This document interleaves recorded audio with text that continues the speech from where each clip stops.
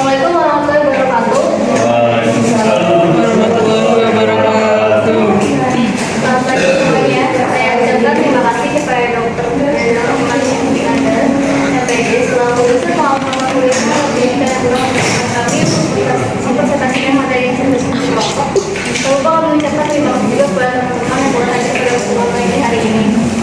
Sebelumnya, jika saya memperkenalkan diri, saya Anissa Jurbianti selaku moderator sekaligus materi. Jadi di sini saya bersama rekan saya Siti Aisyah. Saya Adi Nugraha. Sebelumnya kita membahas kuis yang kelima. Nomor 1, apa yang dimaksud dengan pengelolaan kelas? Jawabannya B, mengatur interaksi di dalam kelas untuk menciptakan lingkungan belajar yang efektif. Yang kedua, tujuan utama pengelolaan kelas adalah jawabannya C, menciptakan lingkungan belajar yang kondusif dan teratur. Nomor 3, faktor apa yang paling mempengaruhi pengelolaan kelas yang efektif? Jawabannya C, kualitas interaksi antara guru dan siswa. Nomor 4, apa yang dimaksud dengan strategi pengelolaan kelas? Jawabannya B, pendekatan dan metode yang digunakan guru untuk menciptakan suasana kelas yang tertib dan mendukung pembelajaran. Nomor 5, mengapa penting untuk memiliki aturan kelas yang jelas dan tegas? Jawabannya C, untuk memastikan semua siswa mengetahui harapan dan konsekuensi dari perilaku mereka. Nomor 6, apa langkah pertama dalam implementasi kebijakan pengelolaan kelas? Jawabannya B, menentukan aturan dan prosedur kelas. Nomor 7, siapa yang berperan penting dalam implementasi pengelolaan kelas? Jawabannya B, nomor 8, bagaimana cara efektif untuk memastikan bahwa aturan kelas diikuti oleh siswa? Jawabannya C, konsistensi dan menerapkan aturan dengan memberikan penghargaan bagi siswa yang patuh. Nomor 9, mengapa penting bagi guru untuk memiliki keterampilan manajemen kelas yang baik? Jawabannya C, untuk menciptakan lingkungan belajar yang efektif dan efisien. Nomor 10, apa yang sebaiknya dilakukan guru jika terjadi konflik antar siswa di dalam kelas? Jawabannya C, melakukan konflik secara adil dan mendidik agar tidak terjadi proses pembelajaran. Nomor 11, salah satu tantangan utama dalam pengelolaan kelas adalah jawabannya B, jumlah siswa yang terlalu banyak dalam satu kelas. Nomor 12, bagaimana cara mengatasi siswa yang sering mengganggu proses pembelajaran? Jawabannya C, melakukan pendekatan personal dan memberikan bimbingan. Nomor 13, apa dampak dari pengelolaan kelas yang tidak efektif? Jawabannya B, menurut motivasi belajar siswa dan gangguan terhadap proses pembelajaran. Nomor 14, apa yang harus dilakukan jika seorang siswa terus-menerus melanggar aturan kelas? Jawabannya B, memberikan sanksi sesuai dengan aturan yang berlaku dan melibatkan orang tua. Nomor 15, mengapa penting untuk melakukan evaluasi terhadap kebijakan pengelolaan kelas? Jawabannya A, untuk meningkatkan kualitas pembelajaran dan lingkungan kelas yang ke depannya. Nomor 16, siapa yang bertanggung jawab untuk melakukan pengawasan terhadap pengelolaan kelas? Jawabannya B, kepala sekolah dan guru. Nomor 18, kapan sebaiknya evaluasi terhadap siswa? Apa yang harus dievaluasi dalam pengelolaan kelas? Jawabannya C, seluruh aspek termasuk aturan, prosedur, dan interaksi dalam kelas. Nomor 18, kapan sebaiknya evaluasi terhadap pengelolaan kelas dilakukan? Jawabannya C, secara berkala dan setelah setiap semester. Nomor 19, bagaimana cara yang efektif untuk melakukan pengawasan dalam pengelolaan kelas? Jawabannya B, melakukan observasi langsung, meminta masukan dari siswa, dan melakukan evaluasi. Nomor 20, apa yang harus dilakukan jika hasil evaluasi menunjukkan bahwa pengelolaan kelas tidak efektif? Jawabannya B, mengubah strategi pengelolaan kelas berdasarkan hasil evaluasi.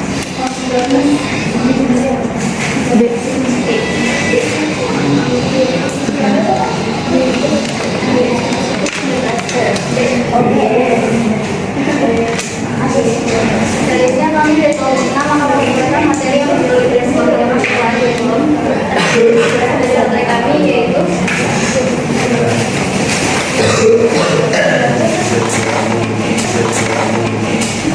model pengelolaan kurikulum, dalam pengelolaan kurikulum, dan implementasi kebijakan pengelolaan kurikulum. Selanjutnya kami berikan pembahasan yang pertama mengenai pengertian pengelolaan kurikulum. Untuk pengelolaan sendiri, menurut KBBI, pengelolaan mempunyai 4 pengertian, yaitu yang pertama pengelolaan. Yang kedua, pengelolaan adalah proses melakukan kegiatan tertentu dengan menggerakkan tenaga orang lain. Yang ketiga, pengelolaan adalah proses yang membantu merumuskan kebijaksanaan dalam tujuan organisasi. Yang keempat, pengelolaan adalah proses yang memberikan pengawasan pada semua hal yang terlibat dalam pelaksanaan kebijakan.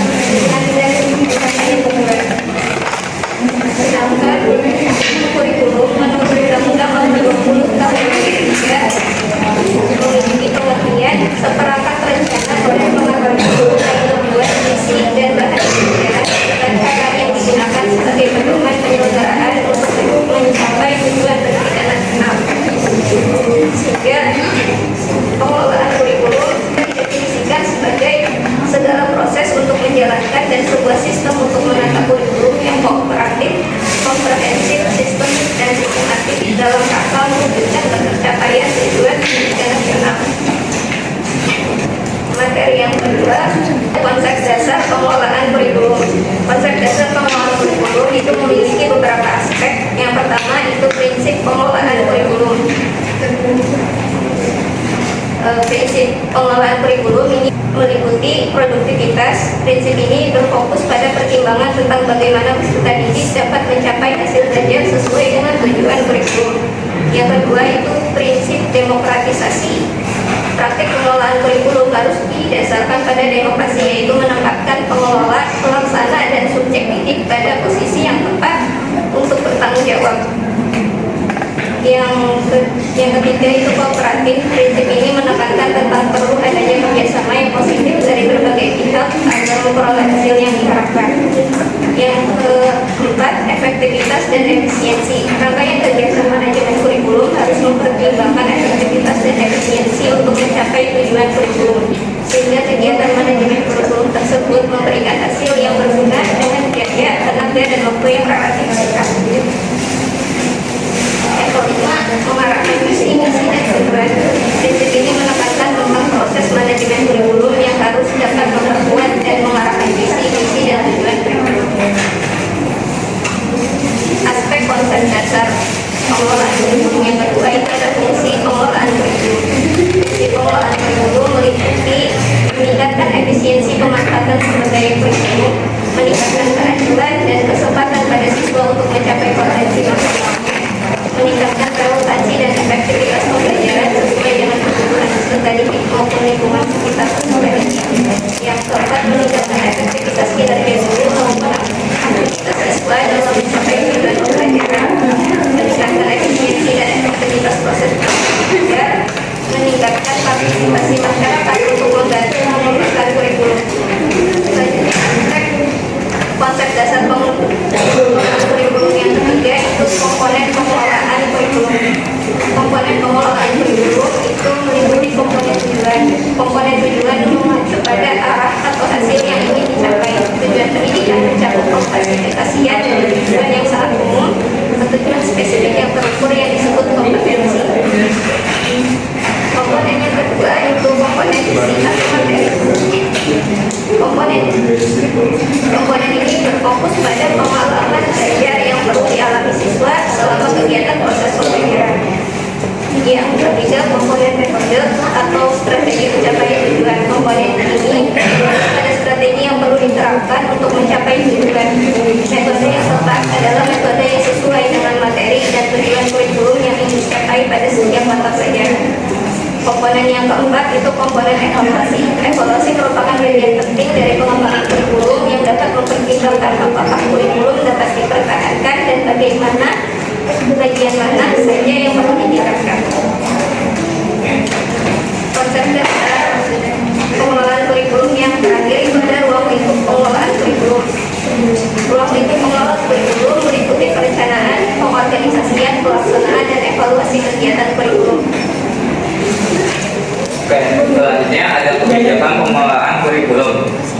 Nah, yang pertama itu ada kebijakan menurut Undang-Undang Nomor 20 Tahun 2003 tentang Sistem Pendidikan Nasional, yang isinya pertama itu menetapkan dasar, fungsi, dan tujuan pendidikan nasional.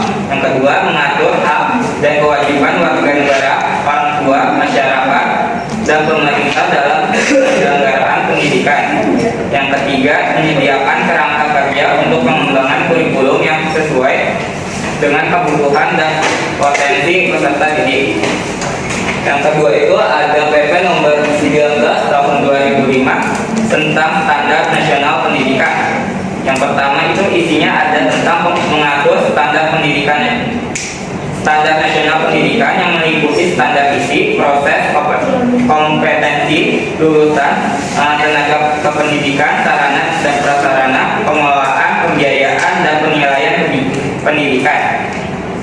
Yang selanjutnya ada menyediakan pedoman untuk pengembangan kurikulum yang harus memenuhi standar nasional tersebut.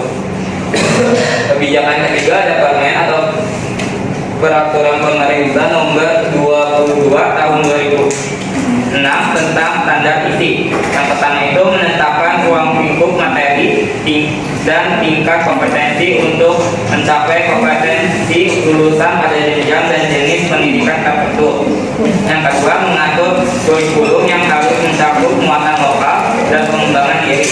Yang keempat itu ada Permen nomor 23 tahun 2006 tentang standar kompetensi lulusan. Yang isinya itu menetapkan kriteria minimal tentang kualifikasi kemampuan lulusan yang mencakup sikap, pengetahuan, dan keterampilan. Dan isi selanjutnya ada tentang menjadi acuan dan pengembangan kurikulum untuk memastikan lulusan memiliki kompetensi yang diperlukan.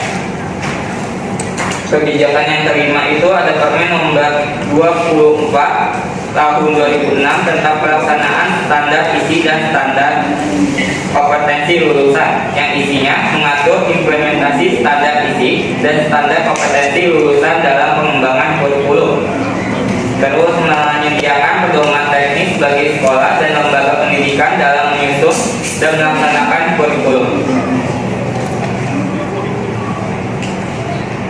Nah, selanjutnya ada konsep kebijakan pengelolaan kurikulum yang melibatkan beberapa hal. Yang pertama itu ada mengacu pada struktur kurikulum dan standar yang ditetapkan oleh pemerintah. Yang kedua, menyelaraskan dengan karakteristik dan kebutuhan peserta didik, satuan pendidik, dan daerah. Yang ketiga, mengikuti kerangka dasar dan struktur yang ditetapkan secara nasional. Yang keempat, memperhatikan visi, misi, dan karakteristik satuan pendidikan. Dan yang terakhir, mengacu pada standar nasional pendidikan termasuk standar kompetensi lulusan, standar isi, standar proses, standar penilaian pendidikan, dan standar pendidik dan tenaga kependidikan. Selanjutnya ada tujuan kebijakan pengelolaan kurikulum. Yang pertama itu yaitu meningkatkan kualitas pendidikan. Ya, jelas kalau kebijakan itu dibuat untuk memastikan bahwa kurikulum yang diterapkan dapat meningkatkan kualitas pendidikan secara keseluruhan. Yang kedua itu kesetaraan pendidikan. Dan kebijakan itu dibuat untuk menjamin bahwa semua peserta didik tanpa memandang latar belakang mendapatkan kesempatan yang sama untuk belajar dan berkembang. Yang ketiga, relevansi dengan kebutuhan lokal, menyesuaikan kurikulum dengan kebutuhan dan karakteristik lokal sehingga lebih relevan dan bermanfaat bagi peserta didik di daerah tersebut. Selanjutnya ada pengembangan kompetensi, di mana kebijakan ini membantu peserta didik mengembangkan kompetensi yang diperlukan untuk sukses di masa depan, baik dalam konteks akademik maupun di non-akademik. Dan yang terakhir, meningkatkan profesionalisme guru. Kebijakan pengelolaan kurikulum juga mendorong pengembangan profesionalisme guru melalui pelatihan dan pengembangan berkelanjutan sehingga mereka dapat mengimplementasikan kurikulum dengan efektif dan evaluasi dan penilaian berkelanjutan, memastikan adanya sistem evaluasi dan penilaian yang berkelanjutan untuk mengukur efektivitas kurikulum dan melakukan perbaikan jika diperlukan.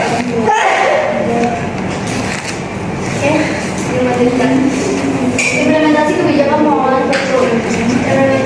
Implementasi kebijakan pengelolaan kurikulum di Indonesia menjadi beberapa aspek penting untuk meningkatkan kualitas pendidikan. Itu adalah utama terkait kebijakan ini. kurikulum merdeka. Salah satu kebijakan terbaru adalah kurikulum merdeka yang memberikan kebebasan kepada sekolah untuk memilih kurikulum sesuai dengan kebutuhan mereka. Kebijakan ini bertujuan untuk mengatasi kesenjangan kualitas pendidikan dan dampak pendidikan. Kemudian yang kedua, perencanaan, pelaksanaan, dan evaluasi. Implementasi kurikulum melibatkan tiga tahap utama, yaitu perencanaan, pelaksanaan, dan evaluasi. Setiap tahap ini sangat penting untuk memastikan bahwa kurikulum dapat diterapkan dengan efektif dan memberikan dampak positif pada siswa. Contohnya, standar kompetensi dan isi. Kebijakan ini juga mencakup standar kompetensi lulusan dan standar isi yang harus dipenuhi oleh setiap jenjang pendidikan. Standar ini menjadi acuan dalam pengembangan materi pembelajaran dan penilaian. Yang terakhir, monitoring dan evaluasi. Proses monitoring dan evaluasi dilakukan secara berkala untuk memastikan bahwa implementasi kurikulum berjalan sesuai dengan rencana dan mencapai tujuan yang diharapkan. Selanjutnya, tantangan implementasi kebijakan pengelolaan kurikulum. Dalam praktiknya, implementasi kebijakan pengelolaan kurikulum seringkali menghadapi tantangan. Beberapa tantangan implementasi kebijakan pengelolaan kurikulum adalah pada tenaga pendidik atau guru. Guru belum terlatih dengan baik untuk menerapkan pembelajaran sesuai kurikulum yang baru. Dan solusinya, menyediakan pelatihan yang komprehensif dan berkelanjutan untuk guru. Selain itu, mentoring dan bimbingan dari pengelola kurikulum dan membantu. Kemudian tantangan berikutnya, sekolah mungkin untuk kurang fasilitas, bahan ajar, atau teknologi yang diperlukan untuk mengimplementasikan kurikulum secara efektif. Dan solusinya adalah pemerintah dan pihak terkait harus menyediakan dukungan, keuangan, dan sumber daya hidup. Inisiatif kemitraan dalam sektor swasta juga dapat membantu. Kemudian tantangan ketiga, guru dan staf mungkin enggan atau tidak siap untuk mengadopsi kurikulum yang baru. Dan solusinya adalah melibatkan semua pemangku kepentingan dalam proses perencanaan dan memberikan pemahaman tentang manfaat perubahan kurikulum, menyediakan lingkungan dan sumber daya tabungan untuk membantu transisi.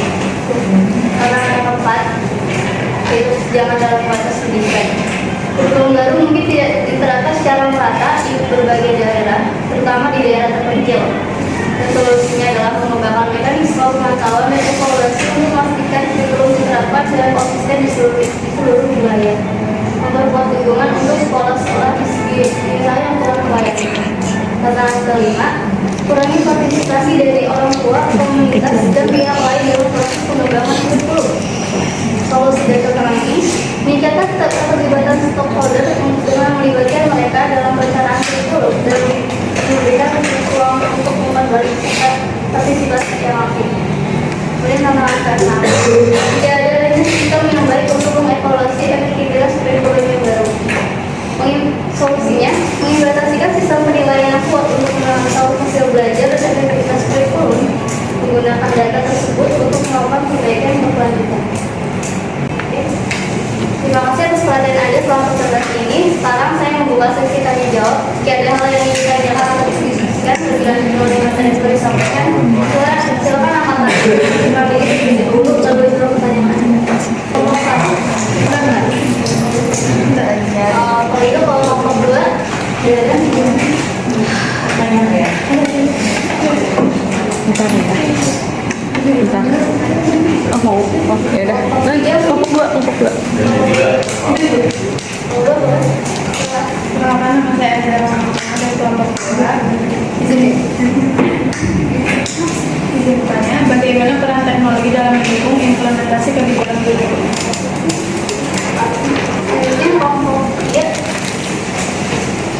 Perkenalkan, nama saya Demikian Sudarama dari kelompok 3. Sebenarnya apa saja komponen-komponen utama dalam sebuah kurikulum?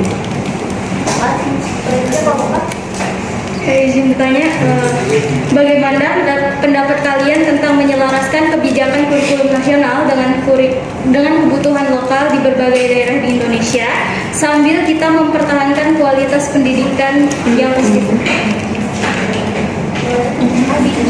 Kelompok 5. Pertanyaannya yaitu bagaimana cara menghadapi perubahan kurikulum yang tepat baik bagi guru atau pas saya itu kelompok 7.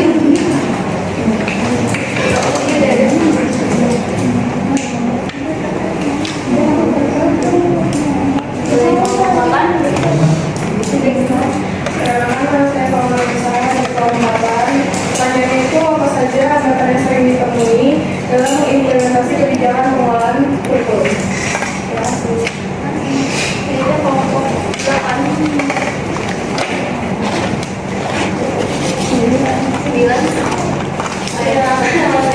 dari kelompok 9. Pertanyaannya, apa contoh dari kebijakan pengelolaan pendidikan di Indonesia? Masih kelompok 10.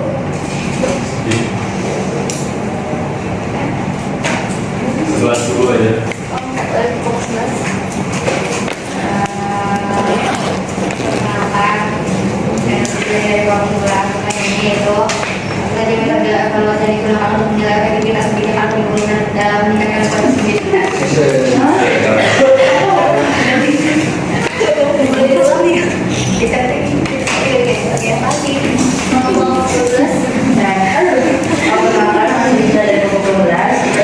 Apakah kebijakan pengelolaan kurikulum itu mempengaruhi kualitas hasil belajar siswa?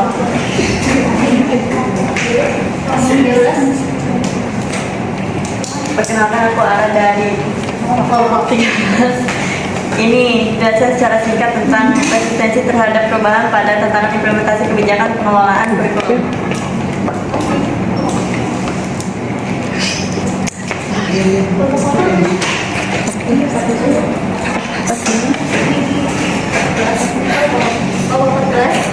Perkenalkan, saya Siva dari kelompok 14. Pertanyaannya, mengapa implementasi kebijakan pengelolaan kurikulum harus disesuaikan dengan kebutuhan lokal?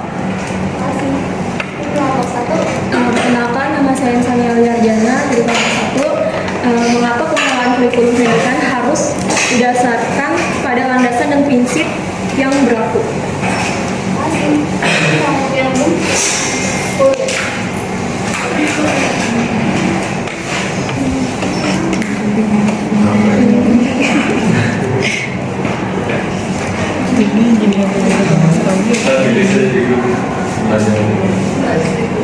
Makasih. Ada lagi?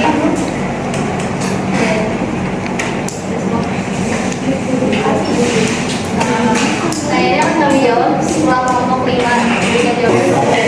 Juga menjawab pertanyaannya. Selama saya dari kelompok 8, apa saja hambatan yang terjadi dalam implementasi belajar pengelolaan kurikulum? Jawabannya.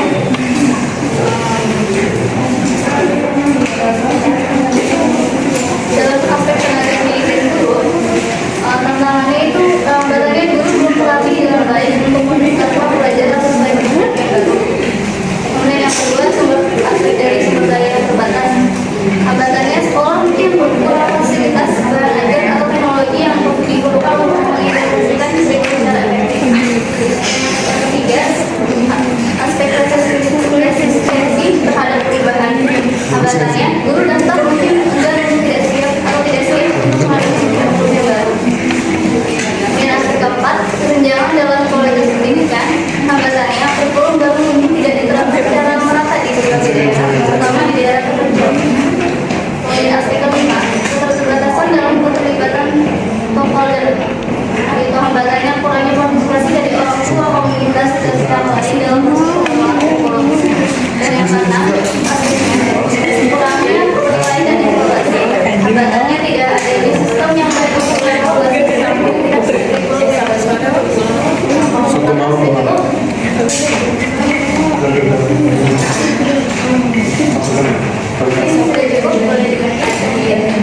Baik, untuk pertanyaan yang kedua itu dari kelompok 3, apa saja komponen-komponen utama dari sebuah kurikulum?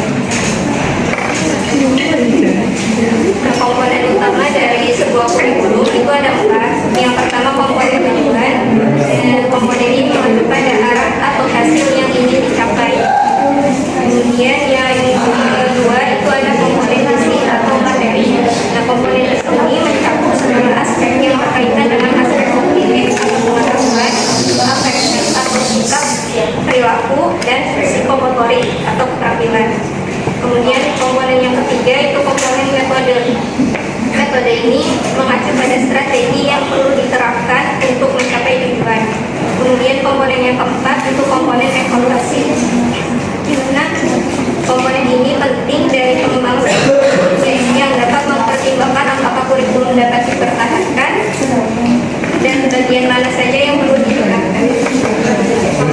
Ya, Pak sudah. Oke, pertanyaan yang ketiga itu dari kelompok 9. Apa contoh dari kebijakan pengelolaan pendidikan di Indonesia?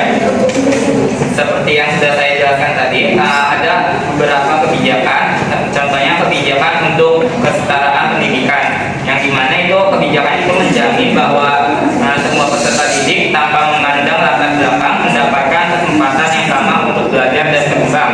Salah satunya kayak kebijakan dari pemerintah itu ada cashback kuliah atau lain sebagainya, itu tanpa memandang latar belakang mereka.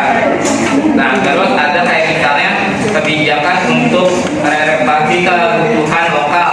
Misalnya di mana di daerah Jawa dan di Sunda itu beda, di mana kalau daerah Jawa itu ada lokal itu kayak misalnya bahasa Jawa, sedangkan di daerah Sunda itu ada mata pelajaran itu bahasa Sunda gitu. Jadi itu kebijakan dari pemerintah untuk kebutuhan lokal. Terus selain itu juga ada kebijakan untuk meningkatkan profesionalisme guru, yang dimana kayak ada pelatihan untuk guru itu sendiri. Apakah cukup?